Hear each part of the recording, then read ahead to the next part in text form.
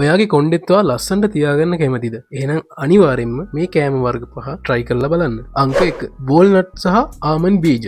බයොටින් හා vitamin E තියෙන නිසා හිස කෙස් වලට ශක්තිමත් භාවයක් ලබා දෙනවා. අංක 2 ඔයා දන්නවද අපේ හිස කෙස් හැදිලා තියෙන්නේ ප්‍රෝටීන් වලින්. ඉතින් පරිප්පු, කඩල, බීජ වගේ ආහාර ඔයත් ඔයාගේ ආහාර වේලට එකතු කර ගැනීම තුළින් ඔයාට ලස්සන කොණ්ඩයක් හදාගන්න පුළුවන්. අංක 3 ඔයා නිවිති කන්න කැමතිද? අකමැති වුණත් කන්න වෙනවා. මොකද නිවිති වල අඩංගු යකඩ වගේ මූලද්‍රව්‍ය හින්දා කොණ්ඩේ සිහින්වීම වළක්වනවා වගේම කොණ්ඩේට ඝනකම් ස්වභාවයක් ලබා දෙනවා. අංක 4 නිවිති කෑවට වැඩක් නැහැ.